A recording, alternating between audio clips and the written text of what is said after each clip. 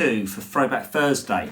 This album is by the purple genius himself, Prince.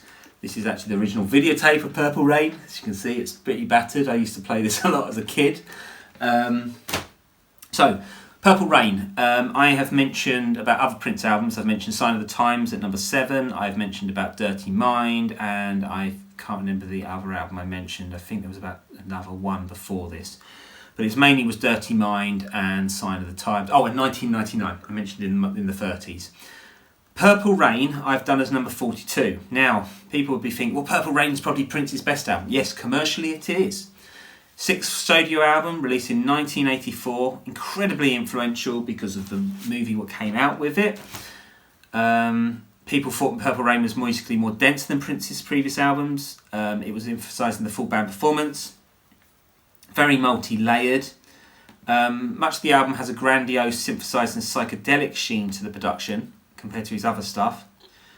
Some people see Purplerain as his most pop-orientated album.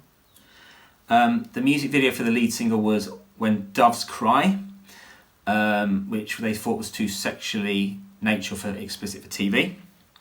Also, When Doves Cry had a thing that there was no bass line, which was hell of a risky at the time because most songs had bass line, especially Prince's stuff was quite bass heavy at the time. So that was something he thought was interesting. Prince's Purplerain also had another thing that came up about it, was the risque lyric of Darling Nikki raised complaints from Tipper Gore, Al Gore's wife at the time, and she then curated the implementation of the parental advisory stickers which they input on music albums. So Purplerain, so if you think it's a hip hop album created the parental advisory sticker, it wasn't, it was actually Purplerain. Darling Nikki, the lyric is masturbating while I was masturbating in a lobby in a magazine, and accordingly Tipper Gore thought that was horrendous. Now we listen to what half the stuff the rappers say and everybody else says, it's kind of tame really, but again I understood the sort of concept of the time. So Purplerain, first album for Prince to reach number 1, the Billboard 200, surprisingly, because 1999 was probably better, and I feel it still is a better album. Was massively successful, spent 24 weeks at the top of the chart, and was at the presence of the chart for 167 weeks. It was kind of like Prince's competition to Thriller. I think Michael Jackson's Thriller helped push Prince to know that he had to do something pop or something bigger than Michael Jackson, so he did the movie with it. And it was a hell of a risk. There was a lot of problems with funding. It was always on a tight budget. But the album has done well, 13 times platinum in America, so 13 million, and it's sold 25 million copies worldwide. So one of the biggest selling albums ever. It also won Grammy Awards for Best Rock Album, but it also won the Best Soundtrack at the Grammys for Purplerain, for the song. So, Prince did get that. There's a lot of stuff on this album which there was stuff he was recording with the band. There was issues that he'd broken up Vanity 6 because he fell out with Vanity. So he then had brought in Apollina. There was a lot of stuff in between this time which was very much a couple of issues. So, for example, the song Purplerain was actually written as a country song, and it was intended to be a collaboration with Stevie Nicks. Stevie Nicks wrote the song, heard the song, and said she listened to it and just got scared and said he couldn't do it. She couldn't do it. So Prince just did it himself and got the backing band to do it. Accordingly, Prince's Revolution, Wendy Melvin changed a lot of the sound of it as well with her guitar playing. So a lot of that did help.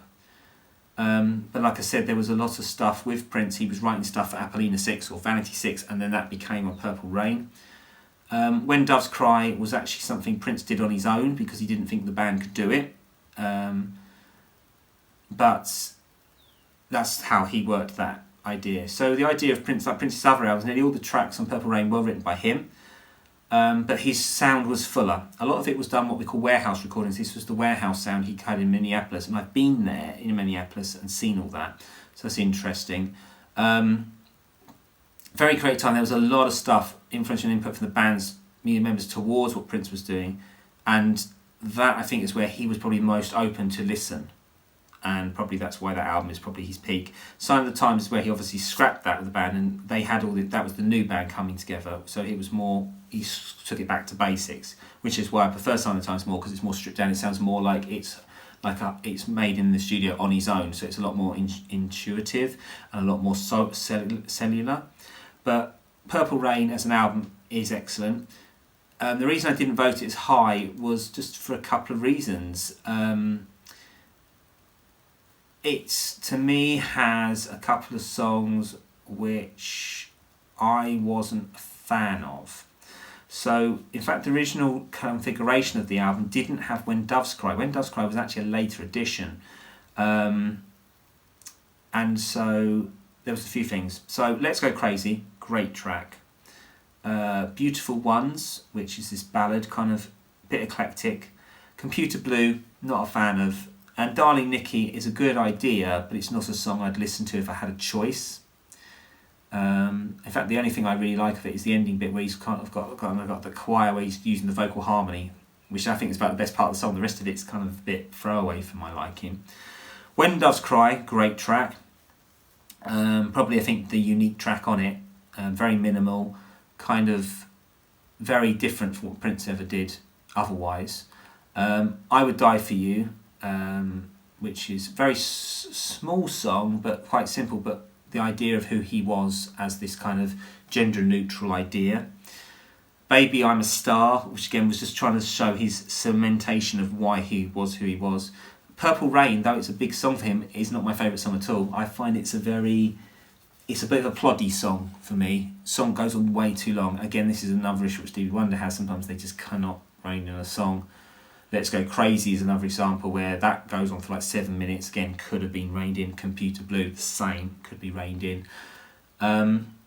So Purple Rain is a great album, great idea, or how it influenced. I think it was sort of where Prince got more of his Jimi Hendrix ideas and so forth. And actually, when you listen to this album, then when it goes to All Around the World in a Day, you can hear the Hendrix influence and the 60s influence more. But I think Purple Rain is probably Prince at his peak with the band. Musically, I think his peak is Sign of the Times, which is why that album was at number 7 and this is number 42. So yeah, that's Purple Rain. Interesting album, very much iconic. It had just got voted by Consequence website and magazine as their number 1 album.